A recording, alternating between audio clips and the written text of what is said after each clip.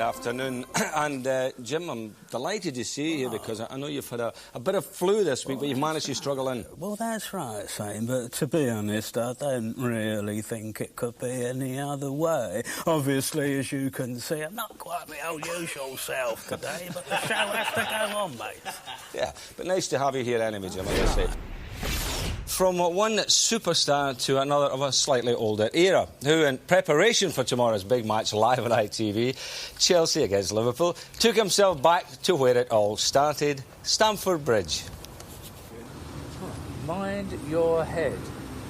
Well, I always did when I was at this club. I think I only ever scored 2 with it. One of them was an accident. Blimey, they must have some small players at this club. Now, when they got rid of Mickey Droy, still the Saint would get through there, all right, I reckon. Probably carry Kerry Dixon sideways, but never mind. Ah, the old building, it still stands. It's an amazing thing, but it's the same door, or it looks it, but it's 30 years ago since I walked through that to sign as an office boy and an apprentice professional footballer for Chelsea. Amazing. We were on £3 a week in those days. So things have improved. I'm on 5 times that much now with the Saint and Greavsie show, so it just shows you how well you can do in life. And this window is an amazing thing. I remember this well because when we were doing the floodlights, we were building them, we were helping out for an extra few quid being on the ground stuff, and we laid all the cables for those floodlights, and I was anchor man, and I had the light, the big cable wrapped through here, and we was all pulling it, and it went straight through that window.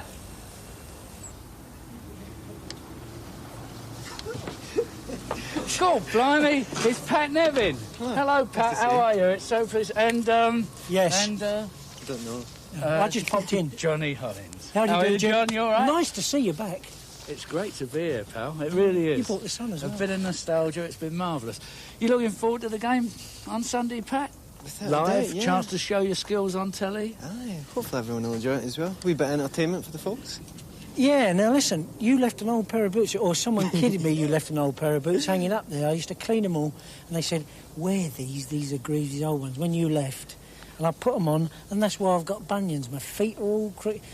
They were little red leather ones with a very big, heavy leather sole. I took a pair with me, and when I brought them back here, I never got a chance, really, to touch the ground in them. Chopper Harris kept picking me up in the air, and that was it.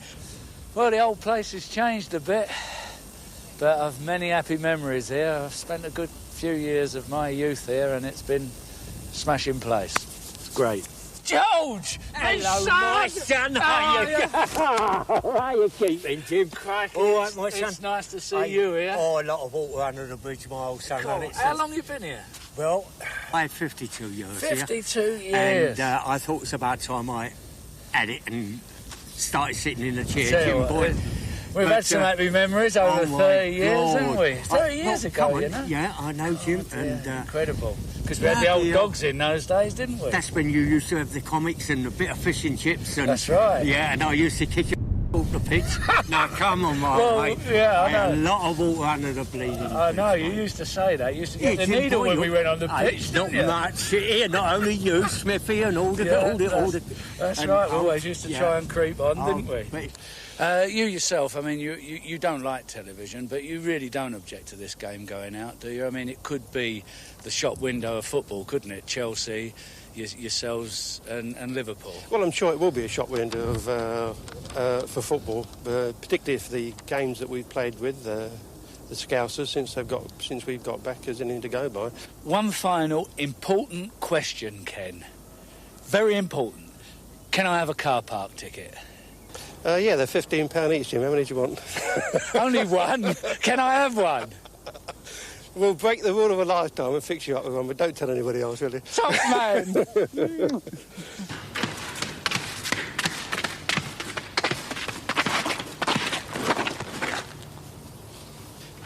I don't know, the things you do to pound at the football club chairman's egos.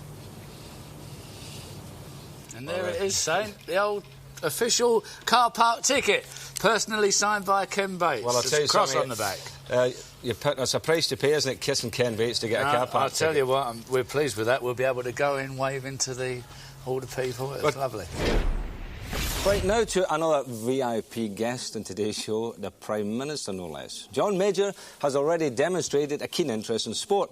His only budget as Chancellor showed much sympathy towards the football stadium problems, and he's a staunch supporter of Surrey Cricket Club. And Bobby Campbell told us on this show a couple of weeks ago about his visit to Chelsea, and as we found out, his memories stretch back quite a way. I saw Jimmy Greaves play his first game for Chelsea. If I remember rightly, it was at Tottenham. It was a 1-1 draw. He looked about 10, but he scored the goal. And I remember over the years him scoring some magnificent goals for Chelsea. 5 on one occasion, I recall, against Everton. One was a magnificent effort. And one goal I recall, but wish I didn't, was a goal for Tottenham against Chelsea that nobody else would have scored. He was the best goal scorer I think I've ever seen. That'll perk a wee man up. And you can hear more of John Major's thoughts on the game in an extended version of that interview with Gary Newburn on the match when Spurs and Manchester United meet at White Hart Lane on New Year's Day. OK, now Greavesy from a South Coast derby to a London derby. Spurs against Chelsea today. Now, you played in quite a few of those games over the years. I did, actually, and yes, quite a few, actually. And also, not only for Spurs against Chelsea, but for Chelsea against Spurs as well. So they were always hard, tough, rough type, very competitive games. And there you saw a situation where the referee wanted to get involved and gave a penalty. I don't know what he gave a penalty for. I haven't got a clue. Liven up the game, I suppose. I mean, even the Chelsea lads didn't know. And Ozzy thought, well, you know, it's a shot at goal from 12 yards, so why not put it in? There were some marvellous players playing. Big Gilly getting you a nice Big Jonesy got up. Cliffy Jones got up well there for that. And I managed to slot that one home, which was rather pleasant. That was Gilly there. There were some super players playing for Chelsea at that particular time. You know, Hollins, Feedy, you know, all those great players. But is there anyone in particular? Oh, Chopper Harris, without doubt. Never kicked a ball in his life, did he, Saint? My ankles, all the time. I mean, that was Chopper. Look, you can see here. Actually, when the no tackling rule from behind came in '71, they had to send him to Lillishall to show him a ball. He'd never seen one, you know. Incredible. I wonder what he's doing now. This peaceful location in rural Wiltshire is a picture of calmness and serenity. And on the outskirts of the village of Shrivenham, where better to take in the tranquil surroundings than at the local golf club. 90 acres of England's green and promised land. And there, the owner, a man you'd expect to be, as John Arlott might say, a noble gentleman at leisure, nonchalantly enjoying life at a relaxed and carefree pace. But no, this man isn't all he seems. They say he was rejected for the role of minder to Madonna for being too nasty. Yes, of course, Greavesy, it's your old rival Ron Chopper Harris, former Chelsea star of the 60s and 70s. I've had some good ding-dong battles with Jimmy, you know, very friendly, you know. So I think over the times, I think it was 19 games in all, and I think Jimmy scored once, so... Why do you think that was? Did you intimidate him? No, I think I must have gone to sleep that, you know, for that split second because, you know, I was a bit disappointed that time. I believe Tommy Docherty once said to me that, you know, one of the first games I played against Jimmy just happened to say, you know, if he went, you know, to the toilet, you follow him. And I kept side by side with him all the time. Well, Jimmy reckons you're just about the most fearsome defender he ever faced. Is that a fair assessment or a bit of a myth, really? No, I think obviously I was very, very competitive, but you know, I like to think over the years I scored 13 goals in 800 odd appearances, and I must have had a little bit more skill than maybe people give me credit for. They just don't make them like Chopper anymore. That was it. You could see it. He was a bit special, wasn't he? Oh, he was.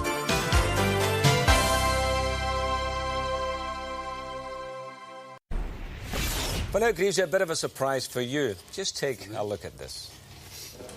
Oh, well, that's old Fiery Fred. They're taking that to the West Indies. They're going to play it in the next Test, Saint, I tell you.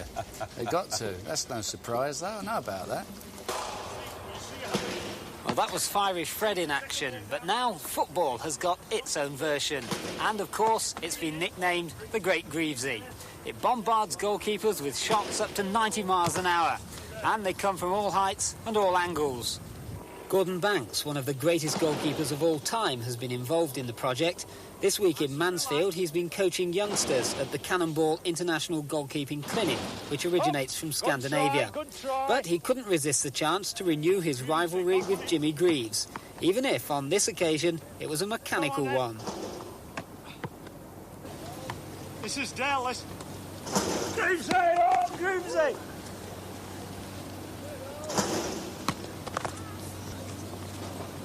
Bit slow in getting up. Greavsie has it unlucky. You haven't got one. Ah! I spoke too soon. Gordon, it looks a bit fearsome. What do you think of it? No, it might do to the kids, but believe it or not, we can adjust the thing. So it slows it down, it speeds it up, whichever we want it to do. And as I say, it's perfect for what we require, really.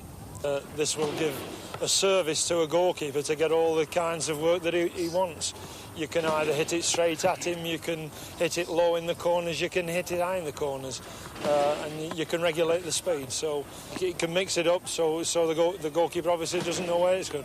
If he's weak on one side, you can just practice on that one side. So it's got all the advantages, really, that's acquired for terrific service for a goalkeeper. Now, this one's nicknamed the Great Greavsie. Any resemblances? Oh, Greavsie couldn't hit a ball like this. You're kidding, aren't you? Hey, I mean, he probably moves about the same pace as Greavsie did, but, I mean, to hit a ball like this, I mean, Jim, no, forget it. And if you're watching, Jim, this really makes you look silly. He's right. I couldn't hit the ball more than 10 mile an hour, couldn't I?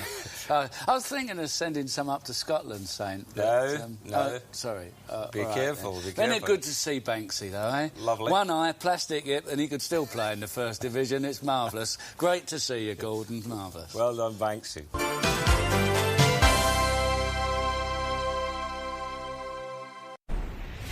Well, Peter Brackley is one of our intrepid team of reporters who do a marvellous job for us. But now and again they do get caught a bit unawares. And none more so, it seems, than John Helm, who first caught our attention back in the 1982 World Cup when he had a bit of trouble with the table.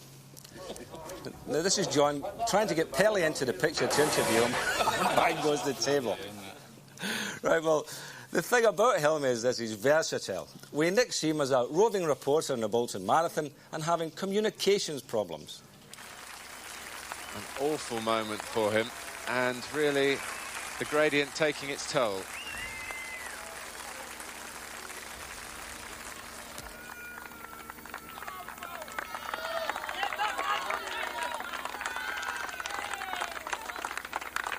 You're in a bit of agony, obviously.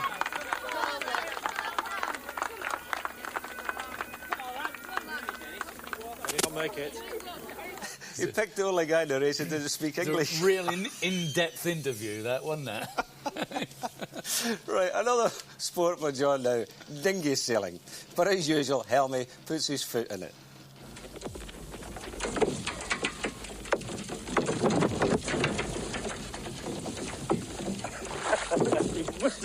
You must have got that. That is All right. Now, one man, Jimmy, who rarely lets his image slip is our football reporter Martin Tyler, or Meticulous Martin, as we call him. But recently, Chelsea manager Johnny Hollins did catch Martin off guard. Just look at this. Will you have learnt, do you think, a little bit more about your team and its potential by 20 to 5?